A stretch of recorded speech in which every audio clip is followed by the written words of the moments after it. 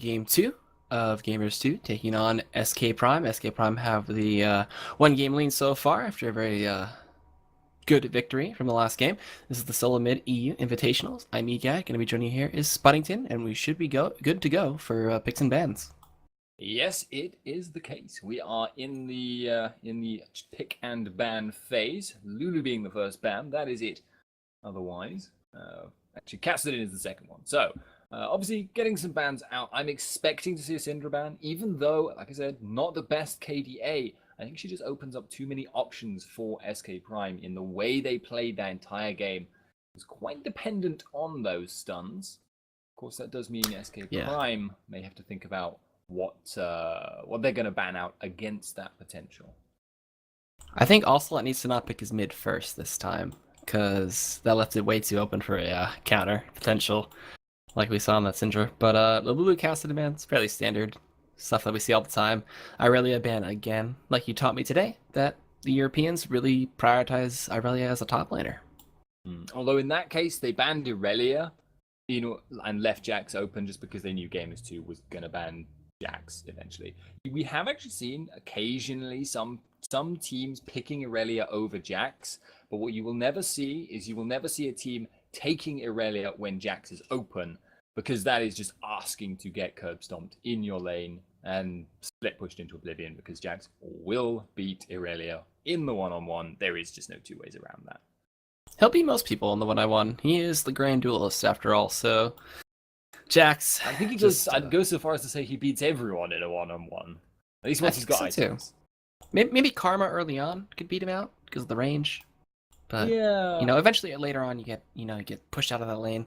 The next band to come out though from SK, from what I see, is Katarina. Yeah. I'm just gonna say I have no idea why they banned that. As far as I'm aware, Ocelot doesn't play that. As far as I'm aware, JWoww doesn't play that. I don't know whether it was a misban or something like that, but... What else could be next to K? Okay, Kha'Zix. Would that even be next to it? Next to Katarina, we have Kale, Kennen, Karthus. Kha'Zix is like 3 blocks away, though, from Katarina. We couldn't find Katarina in the list. Oh, I see what you mean. Heimerdinger. Clearly. They wanted to ban Heimerdinger. What's Heimerdinger above? I don't understand. Well, okay, well... Alphabets and numbers and a lot of logic doesn't work in my brain, so it does look like Gamers2 actually have deliberately left one of their bans open. So that's surprising. Yeah, maybe both teams just said, you know what, gentlemen's agreement, we're going to get the picks we want to get here. SK Prime prioritizing Kha'Zix again. Gamers2 take Lucian Thresh. All right, so they really want to go with that lane this time around. No Twitch for Yuki this time, and no Leona for Dude.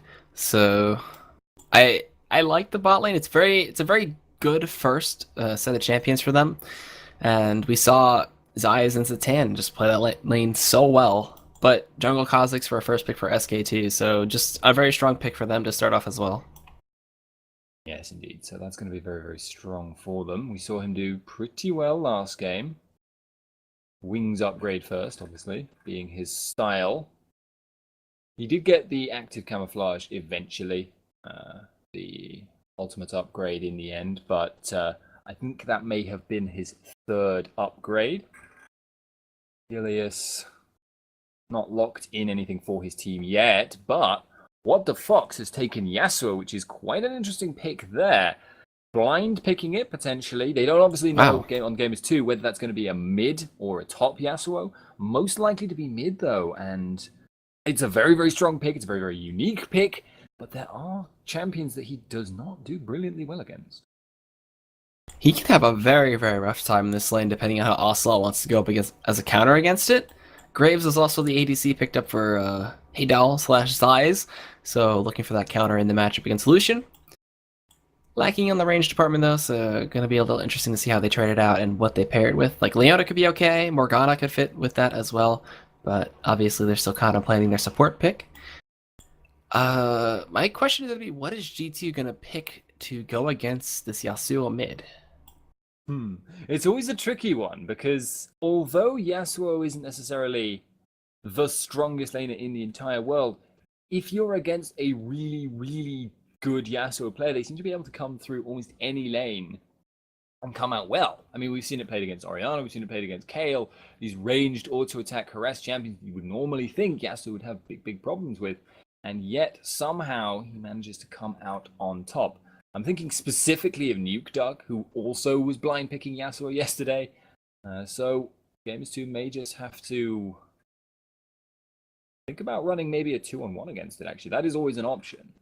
There is no champion in the game that can come out well in a 2-on-1, and a Yasuo without farm is an awful lot less threatening. We don't really see too many 2-on-1s anymore, though, with the recent changes to the turrets, so... We've seen them a few times. It's not out of the question, obviously. Yeah, it's less... You won't see 4 versus noughts very much anymore, although we actually did see one of those yesterday. It was sort of like a 4 versus 2 dive. NIP did it. It was actually it snowballed the entire game against Gamers2. But it looks like they are going to be going for the Kayle here. Gamers2. That could work, obviously. Ranged auto attacks goes through the wind wall, which is the unique aspect here. And Ocelot does play a pretty decent Kayle. So that's what they've gone with. That's what they've locked in. And it does also combo very, very well with a Shyvana as your frontline tank. I like it. You have the Divine Intervention as well to keep Yuki safe if he gets caught out in an unfavorable position. And you even have a little heal coming in from her as well. And the bot lane from SK is going to be that Morgana Graves. So going to look to stop some of those hooks and maybe some of the magic damage from Kayle later on. Yasuo mid is going to be my main focus. I wanna see how well Wadafox plays that one against Ocelot's Kayle. Like you said, the auto attacks from the ranged Holy Fervor from Kayle go through the walls, so that's going to be very key for the matchup. Yeah, it'll be interesting to see how he manages to get through it, because obviously you can block the Q damage from the Kayle, but ranged auto attacks, how many will he allow to land, and how effectively can he utilize his dashes and his shields to minimize that auto attack harass that comes in? It all depends on that, but of course we are now into the delay timer. Yeah, so with that, we're going to go to a quick break. When we come back, we'll have the game loaded and on the Rift for you guys. But before that, you can check out the sponsors down below, probuilds.net, as well as Logitech Gaming Peripherals. So go check out the sites, and we'll see you soon. Alright guys, welcome back here to Game 2. It's going to be SK Prime with the 1-game lead over here against Gamers2. I'm Ige, going to be joining me here is Spuddington for what is going to be another very interesting game. Yeah, it should be quite interesting. Obviously for me, I am still suffering from the wooden PC, so I'm stuck on the loading screen.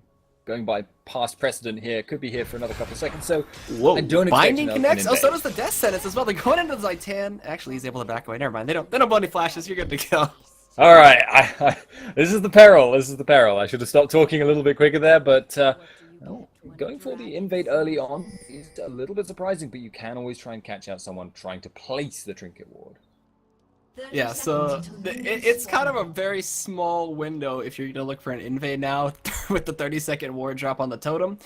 They're going to still look for it from SK. Oh, JWoww. He saw Gilius walking to that brush, so he backed out and just went straight back to his tri-brush. Yeah, deciding well against that. May actually expect to see Dude. Nope, not going to. Doesn't have any wards, actually.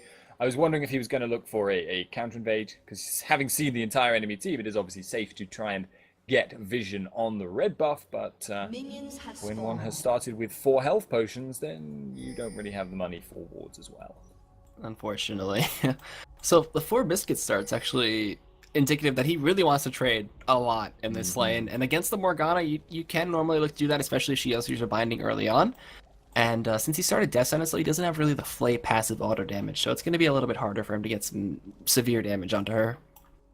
Yeah, that is definitely going to be an issue for him. In this early stage of the game, I expect he's running attack damage marks. Didn't actually check it, but if you do go very aggro with your auto attacks, especially if you've got a Lucian to back you up, it can work out for you, but you're going to have to contend with the fact he's against Graves, who tends to be a little bit more mana efficient than Lucian, so if you're trading all the time, you can start to fall behind just based off of that. As it is though, right now, this is actually probably not getting the better of that trade, but the push war is going in the favor of SK. Yeah, Graves Buckshot early on is just such a menace to the waves, especially to denying people from pushing anything. Smitty on Mundo up top against JWoww and the Shyvana. Mundo, I've seen him have a lot of rough times in the current meta, at least. That if he goes up against an Ignite top lane, it's so rough. Oh, they get the level 2, they get the play and the Death Sentence, but he plays him back. They're gonna dash forward. He gets the heal. The exhaust comes out onto Yuki as well, and they're gonna back out of that from G2 side. They do get exhaust and heal out of the SK bot lane, so it's pretty good for them now. They know those summoners are down. Yeah, that means Gamers2 have a lot of dominance now to work with. You can see Ziz is just not even going near the minions right now. He will try and get that last hit, and Thresh is going to ward it out. But it was a really nice hook there, basically. Timing it exactly as the minion died, and also from an angle where it was quite difficult to read which direction it was coming from. They've got quite a lot of benefit, and now Ziz does have no black shield for the foreseeable future, so they're probably going to lose out on these next 3 creeps. And meanwhile, up top, you know, it's just the wet noodle fight up there, just poking back and forth and just shoving each other out to see who can die. Mundo lanes. Oh jeez, those lanes are just so much fun to watch. You know, directed camera's just like, yeah, you know what? There's a lot of action going on up here, and just someone's dying in the background. Yeah, the fight. I mean, in fairness, the wet noodle fights are like there's intense amounts of trading going on. It's just that nobody does any damage, so nothing significant occurs as a result of it. Now, Gilius, though, maybe about to find Morden, who actually has the advantage in a one-on-one here. Wow. Looks like they both feel Morden does. That was a nice death sentence on his eyes as well before the black shield came out, but with it following up, he couldn't really look for a dive, and they're just looking for solid pressure. The mid lane, we've been kind of silent about it. Ocelot has managed to sneak away with a minor CS lead, so he's doing a good job in that matchup. Death Sentence comes out again, connects on his Litan. Gonna get the flay backwards. They do get the Piercing Light as well on his eyes. They get the binding to disengage from Dude, and that's definitely gonna be Prime having to go back in this lane. Yeah, big early advantages for Gamers2 here. They're building themselves up an XP advantage. They're going to shove in the lane here. They'll be able to go back with that little bit extra gold as well, thanks to that 10 CS gap. So, SK Prime got to watch themselves. If you let Yuki get ahead on one of his most comfortable champions, Lucian, it gets bad. Uh-oh, JWoww is going to look to try to bait out Smitty here. He's going to walk into Morty. He flashes the Q without knowing it. He's going to go forward, but it doesn't matter. Morden's going to get the kill. JWoww now there to look to turn onto Gilius. Can they pick up the kill is the question. Yes, they can. No problem. And it goes down. Red buff gets tossed over to JWoww. And Morden with a nice counter gank. Yeah, and a red buff at this stage of the game, given the way the Mundo versus Shyvana lane works, that swings the damage trades quite significantly. It becomes much less of a wet noodle fight because the red buff adds so much to Shyvana. So Gamers2's lane's looking much more dominant than in the previous game. Getting on for a near 2,000 gold difference between the two teams at this point, that's a big deal. And they've also got the XP advantage. The mid lane doing very, very well. Looks like Waterfox is about to get forced out. That all told means that if Gamers2 can snowball this, they're going to be looking like very, very strong for their mid game. And it was a little bit of lag for SK side, but they're good. They resume, and we're good to go. Teleport for JWoww up top. He's coming back with a Cutlass. So the wet noodle fight suddenly became a little bit more in favor of JWoww, who'll be able to sustain through most of the poke that Smitty's going to be looking on to him.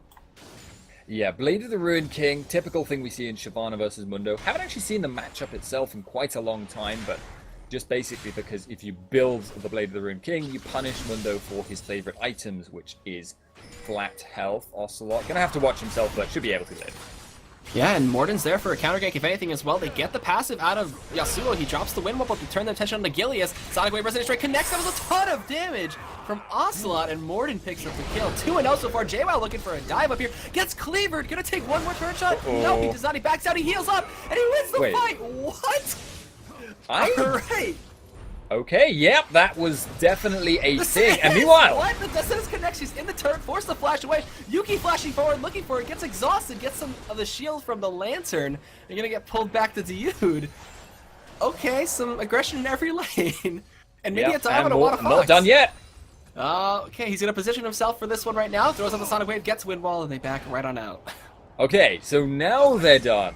Q Death Sentence in the bot lane, but a lot of aggression because obviously they knew where the junglers were, and that clutch hook in the bot lane from Dude very nearly set them up for a kill, but I think Yuki was just jumping the gun a little bit, didn't take account of the fact his opponent still had his exhaust had come back up again after that original all-in the early game. And Gamers2 now looking quite strong with Zaitan low on health. Graves is not going to be able to go move forward to trade, but the lane is pushing, so they're going to be forced to farm under tower.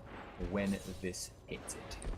Morden's making a point that he wants to counter jungle this blue buff right now, so he's going to look to actually possibly go start it, but he's going to run into Gilius, who's making his way over there, so he's going to hop over the wall, but into a Lee Sin, he just war jumps right on out. He's level 6, though. Gilius is level 4. They're going to force Smitty to rotate as well from the top lane, throws a cleaver to stop JWoww from following up, and that'll quell Morden from going any closer to that one. I'm surprised he didn't hang around for a little bit of a smite battle, because he is 2 levels up.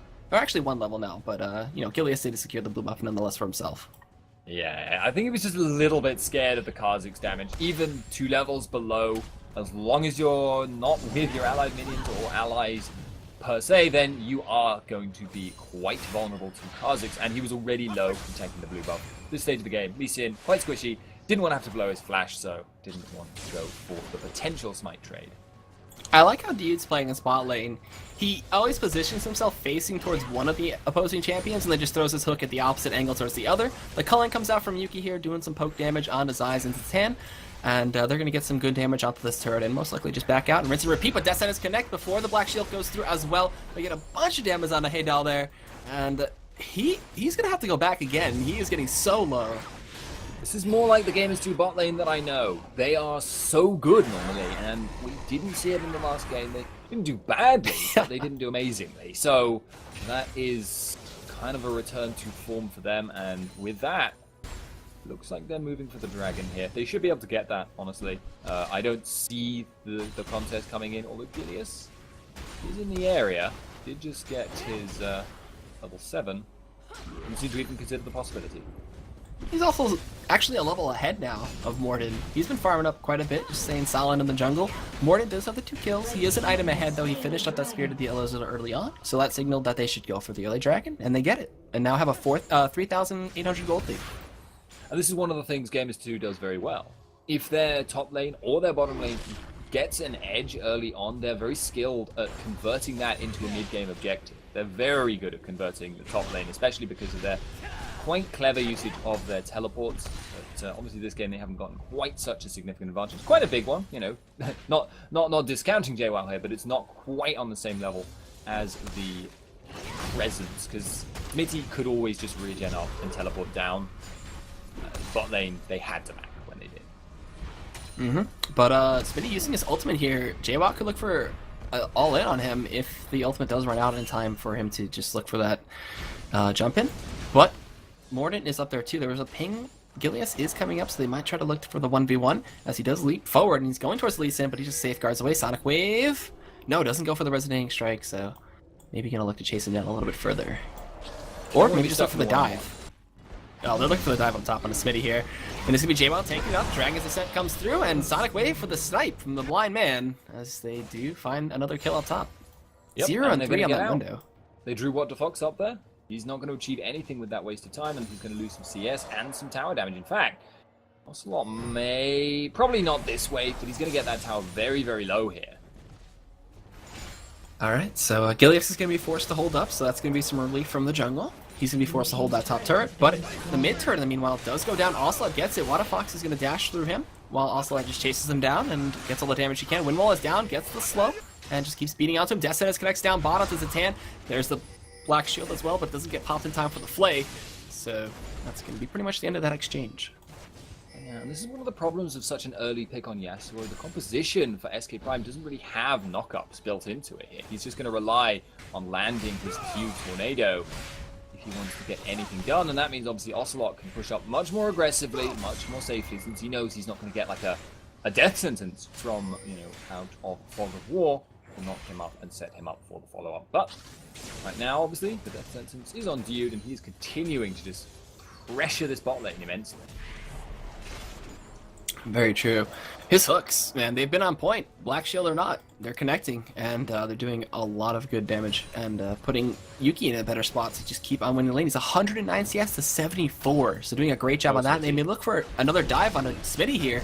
JWoww gets the turret, they finish it up, they force the flash out, Tempest Cripple connects. JWoww is going to keep on going through, use the Blade of the King earlier on. Sonic Wave does not connect, and that'll be the sign to disengage.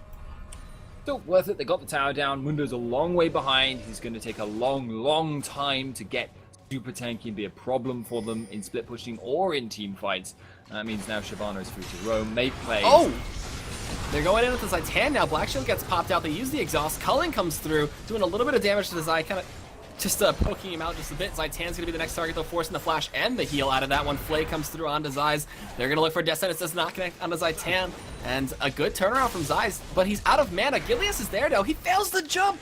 Force the flash through the wall, though. Gonna chase after and get the kill. He does not have Evolved Wings, went for Claws this time. Gonna walk into Ocelot, get slowed up, and do a bunch of damage from the Holy Fervor. Binding comes through to help him. Ignite comes out, but the last few swings are enough to take him out.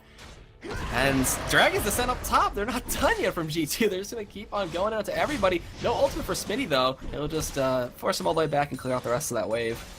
Absolutely crushing their lanes. That's what Gamers2 are doing right now, and they are now able to roam around and make a lot of plays as a result of that. So, building themselves up much more gold than SK Prime ever built themselves as an advantage in the first game of this series. This is starting to look really, really ugly for them. SK Prime basically need to start finding kills on these high-value targets. They need to kill more than they need to get the shutdown gold.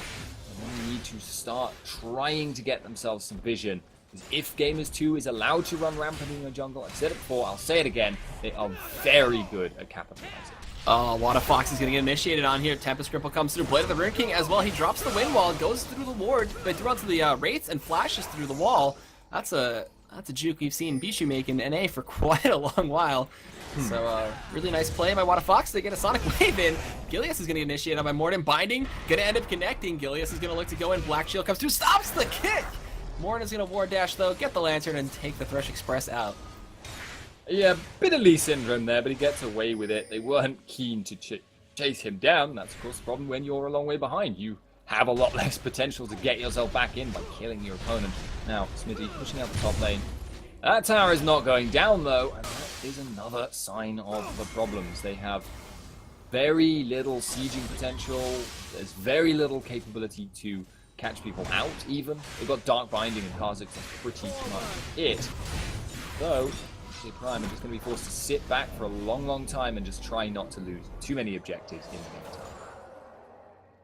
Man, this game is a complete circle around the last game for G2. They just figured out all the problems. They're now just playing the lanes right. They're winning their lanes. They have all 3 tier 1s gone. Just need to start pressuring tier 2s. They have Dragon control. It's just this is the G2 that we like to see.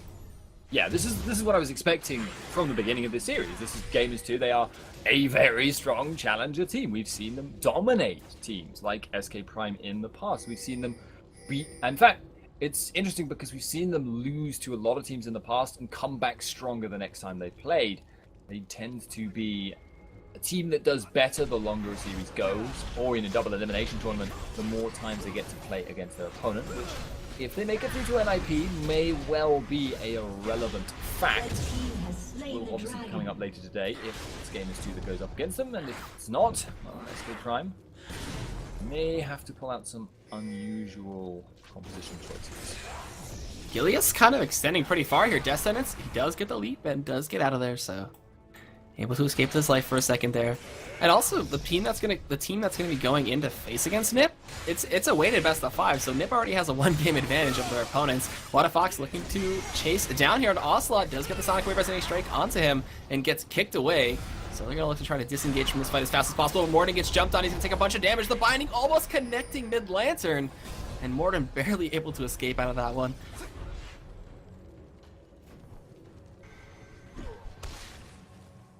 And now JWoww gets poked out by Smitty just a little bit, and Ocelot continues his nice little split push on bot against Hadal. But meanwhile, G2's bot lane has just been pushing down this mid. Zaitan looks for a binding but cannot find it. Ocelot is perfectly fine with 2v1ing here, forcing out an exhaust as well from Zaitan. He's strong. He's just so strong right now. He doesn't even care. He's got a blue buff as well, which means he can keep spamming his heals, keep himself sustained. They can't poke him out of the lane, so they're gonna be forced to commit players to trying to gank him. Thus far, that is just not working out. I've actually got to criticize the last time that that happened. There was quite a heavy commitment from SK Prime and a successful disengage by Gamers2 in the bottom lane. Yuki probably could have taken the mid in that time, but instead he chose to roam to join up with his team. And in fairness, I can understand why you would do that. Oh, he's gonna dive. He gets the slow. Oh, okay, so he stops. Yeah, he lives. Ziz lives to see another day, but The situation is rapidly getting out of control, and now it looks like Mundo may be the next target. They don't need to kill him, they just need to force him off the tower. Alright, so Morden's gonna get some steel on the wolves, as well as get a lantern in. Smitty gonna pop his ultimate, gonna flash away from the flay, so good flash to escape. Now they're gonna maybe look for a turn here. Smitty, if he gets the cleavers, this could be turned into a very easy binding. Binding comes through, but Dragon's Descent to escape that one. So everybody just getting away. Morden gets hit by a cleaver though. Gonna look for a war jump possibly over the wall. There it is. Gilius jumps after though, so gotta be a little careful there. Stealthing in by himself. 1v3, Sonic Wave comes through. Takes a bunch of damage, but Zeiss is gonna get dove on the bot lane. The Ignite comes out. Is it enough? It is! Even with collateral damage, Ocelot is able to stay alive behind the turret. Smitty's coming though with the home guard. Emergency farming. No, Divine Intervention is going to stop most of the damage, but Smitty with the cleaver will take him out. Yes. Oh, you in the mid lane though. A lot of Fox trying to get away. The culling is a bunch of damage, but Gilius flashes forward and leaves, but not able to connect on a Yuki. Water Fox is still dangerously low with no wind wall. Are you going to look for the hook? No, he's not. And they'll back off. It was a slight error by Ocelot going quite that deep there, but he took the inner tower, he got the kill, he's going to be okay with that trade. And now Gamers2 continuing to just capitalize on their advantage that they've already got. They are so far ahead at this stage, team fights are almost not an option for SK Prime. And that means, obviously, you can bully them out of their jungle, you can get their vision control, and now, what do you do if you're SK Prime? Ziz may be about to experience overextension. That Morden isn't actually interested though. Yeah, he was more interested in taking the blue and denying that away from Gilius and keeping his level advantage that he has.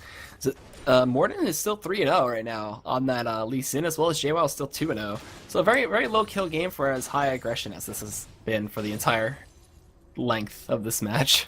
Morden's been like a mobile disengage unit, covering essentially for Ocelot. When he is pushed out a long way on Kale, no escapes, he can use the Dragon's Rage, keep her alive, and hence continue the pressure. That's what he has been doing. He also did it once for the other members of his team in the top lane.